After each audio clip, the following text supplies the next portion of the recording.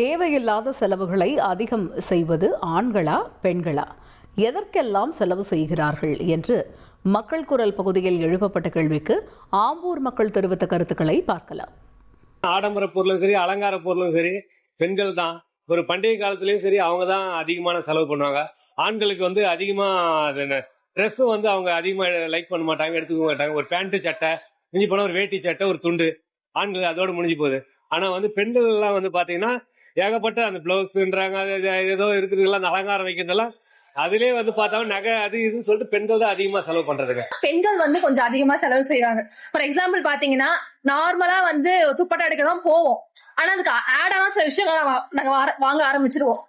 எப்படி சொல்றதுன்னா, ஒரு ட்ரெஸ் வாங்குவோம், அது கம்பலா இருக்கட்டும், இல்ல ஆக்சரியா இருக்கட்டும், வாட்சா இருக்கட்டும், சோ அது மாதிரி நிறைய இருந்தாலுமே ஆல்ரெடி நாங்க வச்சிருந்தாலுமே நிறைய விஷயங்கள் அந்த செல்ஃப் சாட்டிஸ்பாக்சன் இல்லாம நிறைய வாங்க ஆரம்பிச்சிருவோம். சோ அப்படி பார்க்கும்போது பெண்கள் தான் இங்க அதிகமா செலவு செய்யறோம். ஃப்ரெண்ட்ஸோட போறது, வெளியில போறது, டாஸ்மார்க் போறது, வீண் செலவு ஆண்கள். ட்ரெஸ் எடுக்கிறது, வண்டி பைக் ஓட்டுறது, பைக் வாங்குறது, இல்லாதப்பட்டவங்க கூட கஷ்டப்பட்டு எனக்கு அந்த பைக் தான் வேணும்னு இப்ப ஆம்பளை பசங்க தொல்லை பண்ணி வாங்குறாங்க.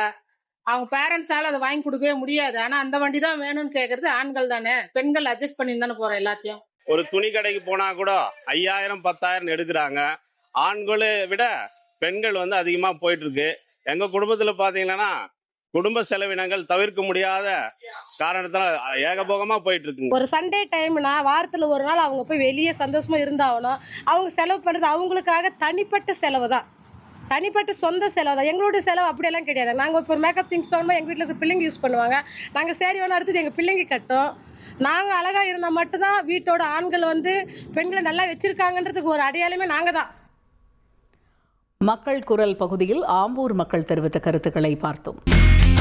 இனி செல்லும் இடமெல்லாம் செய்தி.